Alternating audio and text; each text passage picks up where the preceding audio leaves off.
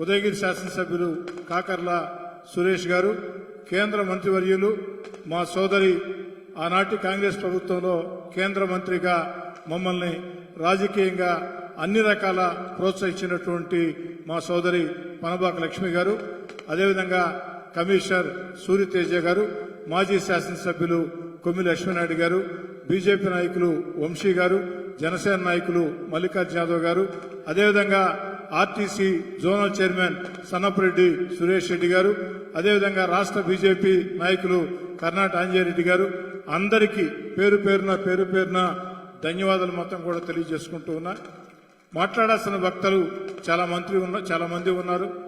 ఆనవ రామనారాయణ రెడ్డి గారికి కూడా తమిళనాడు మంత్రి వారింటికి కాసేపట్లో రాబోతున్నారు. వారు వెళ్ళవలసి ఉంది. ఒకే ఒక్క నిమిషం మాట్లాడి ముగిస్తానని కూడా తెలియజేసుకుంటూ, కోటమిరెడ్డి శ్రీనివాసరెడ్డికి నుడా చైర్మన్ అనేది కోటమిరెడ్డి శ్రీనివాసరెడ్డికి వచ్చినటువంటి పదవి కాదు. పార్టీ కోసం కష్టం చేసిన ప్రతి కార్యకర్తకి వచ్చిన పదవి కోటమిరెడ్డి శ్రీనివాసరెడ్డికి పదవి రావడం మనం చేస్తాం. ఎందుకని చెప్తున్నానంటే, కోటమిరెడ్డి శ్రీనివాసరెడ్డి తెలుగుదేశం పార్టీ అధికారం కోల్పోయిన పక్క రోజు నుంచే వీధుల్లోకి వచ్చి అనేక పోరాటాలు చేశారు, అనేక కేసులు పెట్టించుకున్నారు. ఎక్కడా కూడా వెన్ను చూపకుండా, మాట తప్పకుండా, మడమ తిప్పకుండా పోరాటం చేశాడు.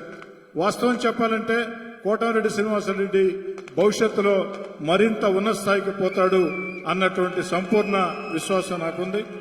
కోటమిరెడ్డి శ్రీనివాసరెడ్డి గారి సేవల్ని దృష్టిలో ఉంచుకొని కష్టాల్లో పనిచేసిన ఏ నాయకుడిని, కార్యకర్తని మర్చిపోనని గౌరవ ముఖ్యమంత్రి నారా చంద్రబాబు నాయుడు గారు, అదేవిధంగా యువ నాయకుడు నారా లోకేష్ గారు, అన్నిటికీ మించి దివంగత మహానేత ఎన్టీ రామారావు గారి తనయుడు నందమూరి బాలకృష్ణ గారు అందరూ అండగా నిలిచి వారికి బాధ్యత ఇప్పించిన దానికి వారి ప్రత్యేకంగా ధన్యవాదాలు తెలియజేసుకుంటూ, కోటమిరెడ్డి శ్రీనివాసరెడ్డి కూడా నేను మనవి చేసేది ఒకటే, నుడా చైర్మన్ గా ఒక కీలక స్థానంలో మీరున్నారు.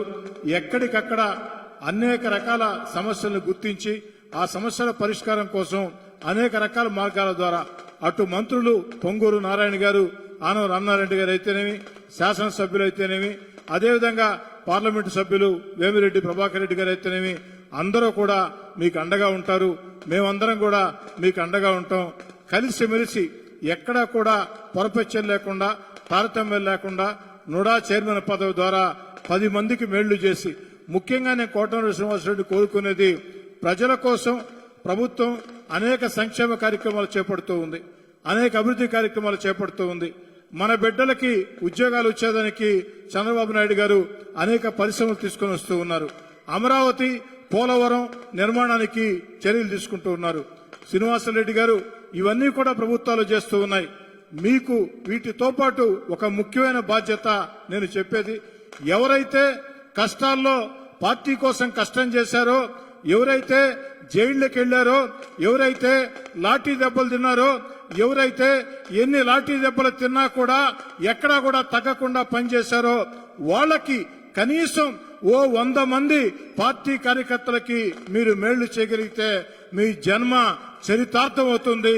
కాబట్టి అడుగడుగునా కూడా దాన్ని గుర్తుంచుకోవాలని, ఎందుకంటే ఏ కార్యకర్త కళ్లల్లో కన్నీళ్లు కారితే, కార్యకర్తల గుండెల్లో ఆవేదన వస్తే ఆ నాయకుడు సర్వనాశనం కాక తప్పదు.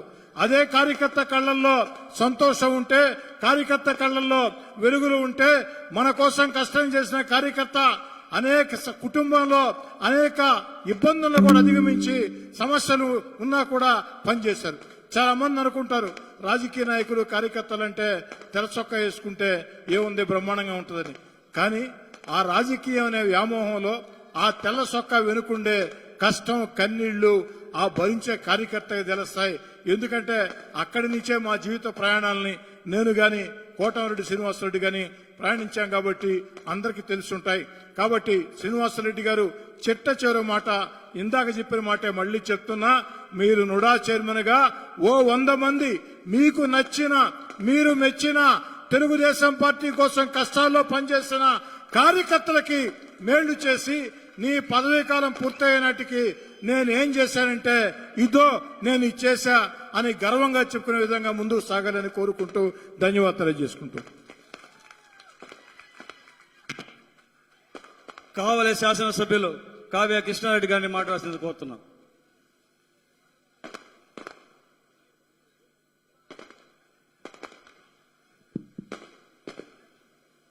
సభకి నమస్కారం.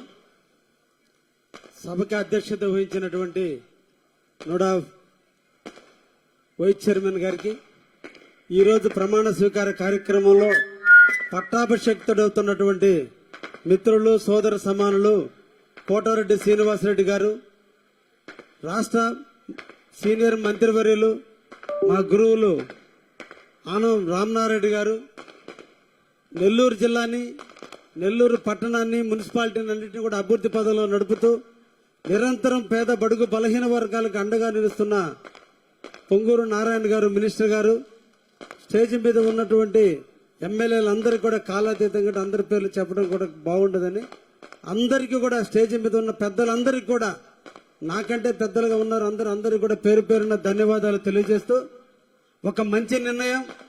నెల్లూరు అర్బన్ డెవలప్మెంట్ అథారిటీ చాలా గొప్ప పోస్టు.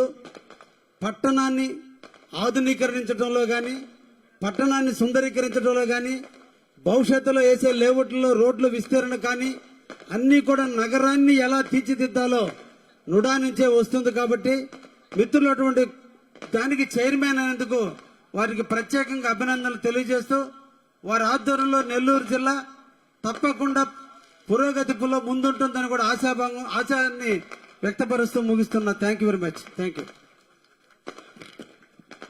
కావలి కాకల సురేష్ గారు ఉదయగిరి శాసనసభ్యులు మాట్లాడాల్సిందిగా ప్రార్థిస్తున్నాం.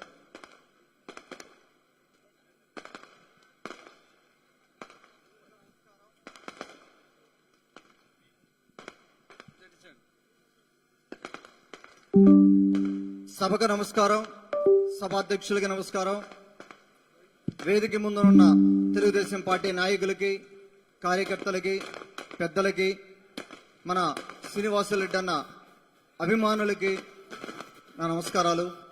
వేదిక మీద ఉన్న మన గౌరవ మంత్రివర్యులు రామనారాయణ అన్నకి, అలాగే మన పొంగూరు నారాయణ గారికి, అలాగే మన కృష్ణారెడ్డి గారు, శాసనసభ్యులు కృష్ణారెడ్డి గారికి, శ్రీధర్ రెడ్డి అన్నకి, గిరి అన్నకి, పనపాక లక్ష్మి గారికి, అందరికీ స్టేజ్ మీద ఉన్న మాజీ మంత్రివర్యులు సోమిరెడ్డి చంద్రమోహన్ రెడ్డి గారికి, వేదిక మీద ఉన్న ప్రతి ఒక్కరికి కూడా నా ధన్యవాదాలు తెలుపుకుంటా ఉన్నాను. నాకు కొంత పరిచయం ఉంది శ్రీనివాసరెడ్డి గారితో. నాకున్న పరిచయంలో నెల్లూరు జిల్లా తెలుగుదేశం పార్టీలో గత 20 సంవత్సరాలుగా ఆయనకు ఒక విశిష్ట స్థానం ఉంది. He's a true fighter. ప్రతిసారి కూడా ముందుండి నడిపిస్తారు. ఒకసారి కావల్లో ఏదో ఇష్యూ వస్తే మొన్న బాలకృష్ణ గారు కూడా అసెంబ్లీలో ఆ సందర్భంలో మాట్లాడుతుంటే విన్నాను నేను. ఆయన ఒక్కళ్ళే వెళ్ళి నిలబడడం జరిగింది. అలాగే మన సోమిరెడ్డి గారు కానీ వారందరూ కూడా వారితో పాటు ఆయన ప్రయాణం చేయడం జరిగింది. వారికి నా ప్రత్యేక ధన్యవాదాలు తెలుపుకుంటూ, నోడా చైర్మన్ గా ఆయన ఎంతో నెల్లూరు నగరాన్ని ముందుకు తీసుకెళ్లి అలాగే ఇంకా పెద్ద పెద్ద పదవులు అలంకరించాలని మనస్ఫూర్తిగా కోరుకుంటూ వారికి నా ప్రత్యేక ధన్యవాదాలు తెలుపుకుంటా ఉన్నాను. సెలవు తీసుకుంటా ఉన్నాను.